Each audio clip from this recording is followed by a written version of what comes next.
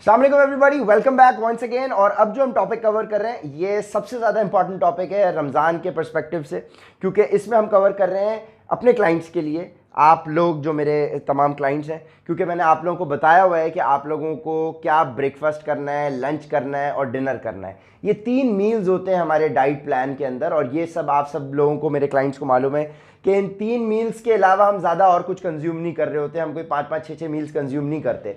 सो अब इन 3 मील्स को जो मैंने आपको रेगुलर डेज के अंदर रेकमेंड किए हुए हैं, रमज़ान में इन मील्स को आप किस तरह से एडजस्ट करेंगे वो मैं आपको बताने लगा हूं। सो देखिए, रमज़ान के अंदर हमारे पास अमूमन जो एक पहले नॉर्मल डेज को आप देखें नॉर्मल डेज के अंदर जो हमारा फ़र्क है वो ये है कि भाई ब्रेकफास्ट है, ब्रेकफास्ट हो गया, लंच हो गया और डिनर हो गया। ठीक है जी। अच्छा, अब मैं आपको ब्रेकफास्ट, क्योंकि ये वाला भी एक लोगों को कॉन्सेप्ट मालूम नहीं है, let me explain what is a breakfast.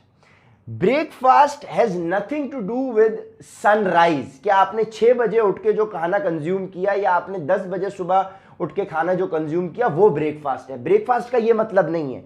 Breakfast का मतलब ये है कि जब भी आप 7, 8, 6 घंटे, 8 घंटे, 7 घंटे, 6 से 8 घंटे की नींद पूरी करके उठेंगे, सो के उठें या 6 से 8 घंटे भूखे रहें, 6 से 8 घंटा वो टाइम जिसमें आपने ना कुछ खाया हो ना आपने कुछ पिया हो, 6 से 8 घंटे के ना खाने ना पीने के बाद जो भी चीज आप पहली कंज्यूम करेंगे वो कहलाएगी breakfast, because you are breaking your fast.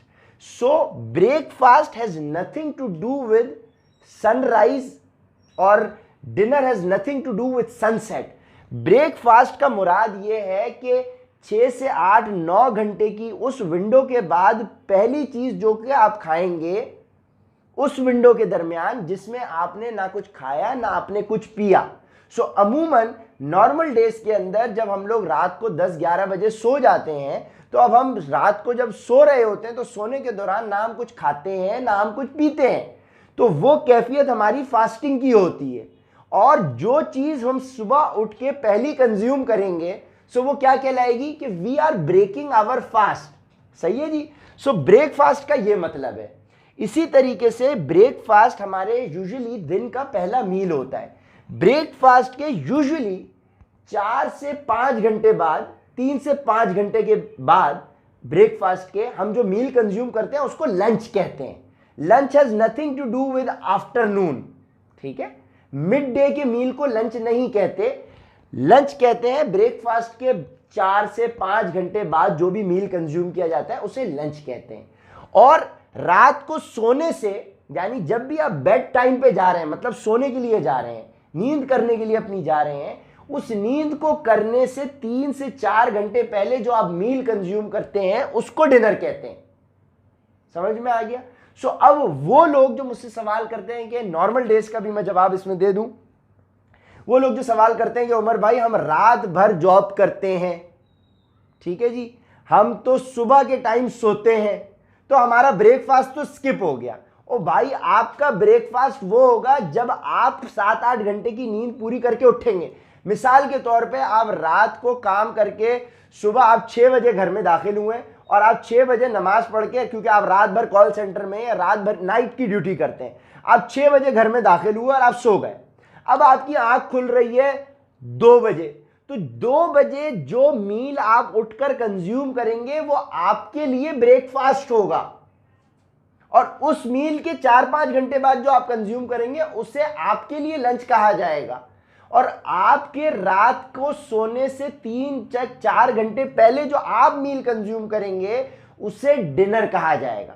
So I am sure कि मेरी इस अंदाज से आपको मैं ठहर ठहर के गुफ्तगू करने की कोशिश करता हूं और थोड़े से जज्बात के साथ, क्योंकि ये साइंस कहती है कि जज्बात के साथ और ठहराव के साथ जब एक बात की जाती है तो वो अगले के दिमाग में उतर जाती है।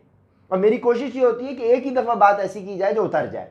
सो मेरे अंदाज को आप लोग अगर माइंड करते हैं तो माइंड करते रहे, I don't mind, because my clients are getting feedback out of it. So खैर, ब्रेकफास्ट, लंच और डिनर का मैंने आपको मतलब समझा दिया, टाइमिंग समझा दिया, और यही 3 मील्स मैं अपने क्लाइंट्स को रेकमेंड करता हूं। पिछले 4.5-5 साल से मैं यही अपने 20,000 प्लस क्लाइंट्स को रेकमेंड कर रहा हूं और वो अपने रिजल्ट से ले रहे हैं। सो अब ये तो नॉर्मल डेज के हमारे मील होते हैं, सही हो गया। अब रमजान के दौरान जब हम फास्टिंग कर रहे हैं तो अब हमारा मील क्या होता है? 2 मील्स होते हैं अमूमन, सहरी का होता है, इफ्तारी का होता है, ठीक है। अमूमन ये 2 मील्स होते हैं और लोग कुछ जो है वो डिनर भी करते हैं। कुछ लोगों की इफ्तार और डिनर एक ही मील हो जाता है, ठीक है। कुछ लोगों का ये 2 मील्स एक ही होते हैं और सहरी सबकी होती है। सो सहरी का मतलब ये हो गया, जो मील मैंने आपको आपके रेगुलर प्लान के अंदर ब्रेकफास्ट में रेकमेंड किया हुआ है, वो वाला मील आपके सहरी में चला गया, ठीक है। ब्रेकफास्ट वाला मील आपकी सहरी में चला गया। इफ्तार के अंदर आपका कौन सा मील चला गया? अब आपने गौर से समझना है। इफ्तार के अंदर आपका मील चला गया लंच वाला, और डिनर अगर आप कर रहे हैं तो डिनर का मील आपका वही रहा जो डिनर का मील है, सही है। सो अब मैं पहले उन लोगों को कवर कर लूं जिन लोगों ने सिर्फ सहरी करनी है और इफ्तार में ही उन्होंने अपना डिनर करना है, ठीक है। सो सहरी तो वो वाली कर लें जो मैंने उनको रेकमेंड की हुई, यानी जो नॉर्मल डेज में मैंने आपको ब्रेकफास्ट रेकमेंड किया हुआ है, आप वही सहरी कर सकते हैं। और इफ्तार के अंदर आप वो मील कंज्यूम कर लें जो मैंने आपको लंच में रेकमेंड किया हुआ है या डिनर में रेकमेंड किया हुआ है। कोई सा भी मील आप इधर कंज्यूम कर सकते हैं, ठीक है। कोई सा भी मील आप कंज्यूम कर सकते हैं। अगर आपको भूख ज्यादा लग रही है, सो आपको जो नॉर्मल डेज में मैंने लंच में एक मील रेकमेंड किया हुआ है और डिनर में भी रेकमेंड किया हुआ है, तो उन दोनों मील्स को एक साथ कंज्यूम कर सकते हैं आप इफ्तार के अंदर, ठीक है। बस कहने का मकसद यह है कि जो नॉर्मल डेज के अंदर मैंने आपको 3 मील्स दिए हुए, इसमें जो टोटल क्वांटिटी ऑफ फूड है, यानी टोटल क्वांटिटी ऑफ जो राइस मैंने आपको दी हुई है, जो रोटी आपको दी हुई है, जो मीट की आपको क्वांटिटी दी हुई है, मिसाल के तौर पे मैंने आपको ये कहा हुआ है कि आप 100 ग्राम लंच में मीट कंज्यूम करें और 100 ग्राम आप डिनर में मीट कंज्यूम करें, ठीक है। तो आप चाहें तो अब आपके पास पूरे दिन की रिक्वायरमेंट क्या हो गई? 200 ग्राम। अब आप चाहें तो 200 ग्राम आप एक साथ इफ्तार में मीट कंज्यूम कर सकते हैं। मिसाल दे रहा हूं, सबकी क्वांटिटीज मुख्तलिफ है, मैं एक मिसाल दे रहा हूं। मैंने आपको रेकमेंड किया हुआ है कि आप 100 ग्राम गोश्त खाएं लंच में और 100 ग्राम आप खाएं डिनर में, तो टोटल पूरे दिन का मैंने आपको 200 कहा हुआ है। अगर आप चाहें तो आप 200 ग्राम एक साथ इफ्तार में खा सकते हैं, या आप 100 ग्राम इफ्तार में खाएं और 100 ग्राम अगर आप लेट डिनर कर रहे हैं तो आप इधर खा लें, ठीक है। या आप ये बोलें कि भाई मैं इफ्तार में 100 ग्राम खाऊंगा, डिनर में करता नहीं हूं, आप 100 ग्राम जो आपके पास मीट बच गया है, जो आपने डिनर कंज्यूम नहीं किया, वो आप सहरी में ले जाएं, यानी आप सहरी में 100 ग्राम्स मीट ऐड कर लें, ठीक है। जो मैंने ब्रेकफास्ट आपको नॉर्मल डेज में दिया हुआ है, उसके अंदर आप 100 ग्राम मीट भी ऐड कर लें, यानी आपको खाने को वही चीजें हैं, लेकिन अब आप उसको 2 टाइम पे खा रहे हैं। 2 टाइम पे कंज्यूम करने वालों का सिनेरियो मैंने एक्सप्लेन कर दिया आपको। अगर आप 3 टाइम पे खा रहे हैं तो आपके लिए सहरी वही हो गई जो ब्रेकफास्ट है, इफ्तार वो हो गया जो लंच है, डिनर वो हो गया जो नॉर्मल मैंने आपको डिनर रेकमेंड किया हुआ है। सही हो गया? क्लियर हो गया? अच्छा, ये तो हमारा नॉर्मल मील प्लान्स को हमने किस तरह से एडजस्ट करना है रमजान के अंदर, वो मैंने आपको एक्सप्लेन कर दिया। लुब्बे लुबाब क्या है कि आपने अगर ब्रेकफास्ट के अंदर जो चीजें मैंने रेकमेंड की हुई हैं वो आपको सहरी में नहीं खानी, वो आप खाना चाहते हैं इफ्तार में या डिनर में या व्हाटएवर, सो आपने ये जहन में रखना है कि जो मैंने आपको इंग्रेडिएंट्स ब्रेकफास्ट में दिए हुए हैं, लंच में दिए हुए हैं और डिनर में दिए हुए हैं नॉर्मल डेज के अंदर, वो इंग्रेडिएंट्स आपके सामने मौजूद हो गए, भाई इधर अंडे हैं, इधर गोश्त है, इधर गोश्त है, इधर रोटी है, चावल है, पूरे दिन के इंग्रेडिएंट्स आपके सामने, उनको आप अपने हिसाब से आगे पीछे कर सकते हैं कि भाई आप बोलेंगे मैं ब्रेकफास्ट वाला लंच में खाना चाहता हूं, लंच वाला डिनर में खाना चाहता हूं। जो टोटल फूड मैंने आपको बताया हुआ है कि आपने पूरे दिन में इतना कंज्यूम करना है, आप कंज्यूम वही करें, उसको ब्रेक अपने हिसाब से कर लें कि कितना आपने किधर खाना है, वो आपके अपने ऊपर है, कोई इशू नहीं है उसमें। एज फार एज आप उन क्वांटिटीज का ख्याल रखें जो मैंने आपको बताई हुई है और उन लिमिटेशंस को एक्सीड ना करें, सो आप कुछ भी फॉलो कर लें अपने हिसाब से, उन मील्स के क्वांटिटी ऑफ फूड को रीअरेंज आप कर सकते हैं, उसमें कोई इशू नहीं है। सो ये तो मैंने आपको बता दिया कि आप नॉर्मल डेज का जो मैंने आपको प्लान गाइड किया हुआ है उसको आप किस तरह से एडजस्ट करेंगे ड्यूरिंग फास्टिंग या ड्यूरिंग रमज़ान। अब जो रमज़ान की एक एडिशनल स्पेशल चीज़ आती है जिसका हमें ख्याल करना है, वो ये है कि सब बोलते हैं उमर भाई अब रमज़ान के अंदर हम जो हैं, रमज़ान के अंदर उमर भाई हमें फ्रूट चाट खानी है, हमें समोसे पकौड़े खाने, और हमें जो है दही फुल्कियाँ दही बड़े खाने। तो ये वाली चीज़ें आप खा सकते हैं, कोई ऐसा मसला नहीं है, क्योंकि मैं आपको ये बता चुका हूँ कि रोज़ा रखते हैं जो हम, जब भी हम, तो 12 से 15 16 घंटे की भी दुनिया के आपके हिस्से में मौजूद हैं। आपकी फास्टिंग का टाइम पीरियड बन रहा होता है 10 से लेके 14-15 घंटे तक का। तो उस 14-15 घंटे के पीरियड में आपकी बॉडी स्टोर्ड फैट्स को यूटिलाइज करती है एनर्जी प्रोड्यूस करने के लिए। सो अगर आप इफ्तार के अंदर जो मैंने मील रेकमेंड किए हुए हैं आपको, उसके साथ साथ आप अगर फ्रूट चाट खाना चाहें तो फ्रूट चाट की क्वांटिटी कितनी होगी? देखें, आपके लिए फ्रूट चाट की क्वांटिटी होगी, आप अपने दोनों हाथों को जोड़ेंगे ऐसे, और आपके हाथ का जो साइज है ये आपके बोल का साइज है, यानी आपका प्याला, आपके बोल का साइज ये, आपका प्याला ये है। जितना फ्रूट आपके इन दोनों हाथों को जोड़ने में आ जाए इतना फ्रूट आप कंज्यूम कर सकते हैं, ठीक है। तो खवातीन जिनके हाथ छोटे हैं उनका बोल का साइज ये है, आपके बोल का साइज ये है। इसको तो आप मेजर कर सकते हैं, क्योंकि मैं मेजरिंग में नहीं डालता, वो चीज़ आपको कंफ्यूज करेगी और लॉन्ग टर्म सस्टेनेबल नहीं है। इतना फ्रूट आप खा लें, ठीक है, एंजॉय करें, कोई इशू नहीं है। अब आप वो लोग जिन्होंने एक्सरसाइज रोज़ा खुलने से पहले यानी इफ्तार से पहले कर ली है, वो जो है इस एक हथेली के साइज के यानी एक हाथ जो है आपका, इस हथेली के साइज के आप पकौड़े खाना चाहें तो पकौड़े भी खा लें। कोशिश करें कि जो मैंने ऑयल की इंटेक आपको बताई हुई है पूरे दिन की वो वायलेट ना हो, तो आप थोड़े बहुत पकौड़े भी खा सकते हैं, ठीक है। थोड़ी बहुत आप अपनी दही फुल्कियां दही बड़े भी खा सकते हैं, आप छोले भी खा सकते हैं। देखिए, फिटनेस का मतलब कहीं से भी ये नहीं है कि आपने भूखा रहना है।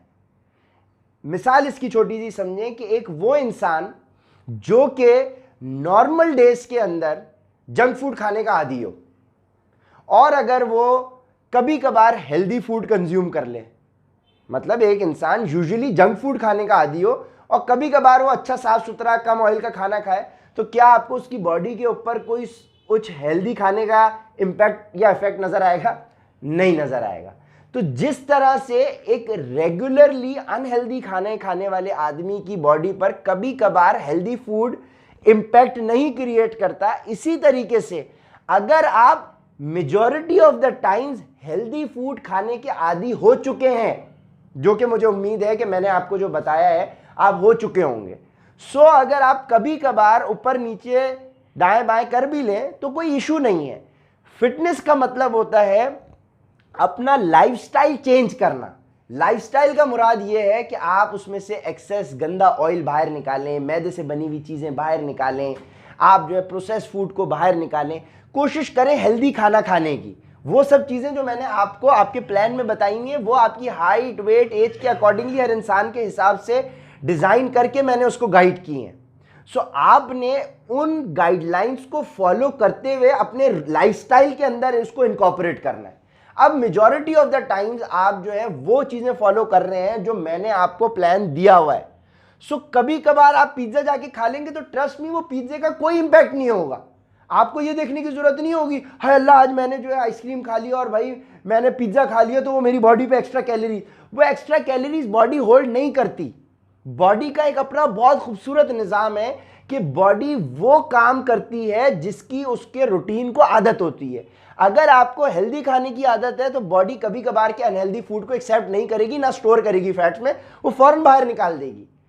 उस तरीके से कि अगर आपको अनहेल्दी खाने की रेगुलर आदत हो और आप कभी कभार साफ सुथरा खा लें तो बॉडी को कोई फर्क नहीं पड़ेगा कि कभी कभार के आपने हेल्दी खाना खा लिया। तो अपनी कोशिश आपने ये करनी है कि अपना मेजॉरिटी ऑफ द टाइम्स आप हेल्दी खा रहे हो तो आप कभी कभार ये चीज़ें खाना भी चाहें, बल्कि रोज़ भी खाना चाहें कभी कभार, तो कोई ऐसा इशू नहीं है। बस आपने वो गंदे बाजार के समोसे जो गंदे तेल में फ्राई हुए हुए होते हैं, जिसके अंदर पता नहीं चूहा भी मरा हुआ है और पता नहीं क्या कुछ मरा हुआ है और क्या कुछ होता है, वो गंदे समोसे आप अवॉइड करें। आप घर के अंदर बना लें अपने, ठीक है। गंदी पकौड़े, गंदे रोल, गंदे समोसे, बाहर की गंदी फ्रूट चाट जिसमें गंदे हाथ भी नहीं धोए हुए होते उन लोगों ने और वो काट रहे होते हैं, वो चीज़ें ना करें। शरबत आपको पीना है 1 गिलास पी लें। अब पूरा पूरा जग नहीं पिए शुगर का, आपको पेप्सी पीनी है आप पी लें, कोई इशू नहीं है। वो पूरी 1.5 लीटर पेप्सी नहीं पीनी है आपने।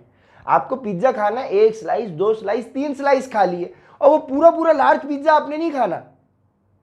तो वो सब चीज़ें जो ये कभी कभार वाले आइटम है, वो कभी कभार कुछ नहीं कहते। देखें नॉर्मल डेज के अंदर भी ब्रेकफास्ट हर इंसान अपना घर पे ही करता है, ठीक है।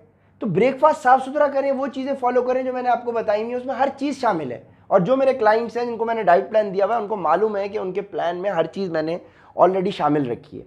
इसके अलावा मेरे जहन में नहीं आ रहा कि हमने कोई पॉइंट अगर मिस किया हो तो। सो आपको मैंने ये भी बता दिया कि आप जो हैं मेन मील आपका क्या होगा, उसको आप किस तरह से रमज़ान में एडजस्ट करेंगे फास्टिंग के दौरान, और अगर आप कभी कभार कुछ गड़बड़ करना भी चाहें तो वो भी कर सकते हैं। नॉर्मल आप किसी भी सीज़न के अंदर हैं, रोज़े किसी भी सीज़न में आप रखना चाहते हैं तो उस टाइम पे जो भी सीजनल फ्रूट मौजूद है वो आप उसकी फ्रूट चाट भी बना लें, या आप वो सीजनल फ्रूट एक बोल की क्वांटिटी में खा लें, वो कोई प्रॉब्लम नहीं करता। सीजनल फ्रूट कंज्यूम करें। यूजुअली रमज़ान के अंदर जो है वो वाटरमेलन का मौसम होता है, तो आजकल भी होगा गालिबन। सो वाटरमेलन के साथ अगर आप खजूर खा लें तो ये दोनों चीज़ों का पेयर खाना सुन्नत है। अल्लाह के नबी वाटरमेलन के साथ, तरबूज के साथ खजूर खाना पसंद फरमाते थे, क्योंकि वाटरमेलन की ठंडी तासीर है, खजूर की गर्म तासीर है, तो ये एक दूसरे को बैलेंस आउट करते हैं। और ट्रस्ट मी, ये कॉम्बिनेशन ट्राई करके देखें, बहुत मज़ा करता है। इसके अलावा आप लोग दही बड़े, दही फुल्कियाँ, छोले, चना चाट और ये जो घर में लवाजमात बनते हैं, मैं तो अवॉइड करता हूँ, मैं कभी कभार ही खाता हूँ। और ये सारी चीज़ें होती हैं रमज़ान में।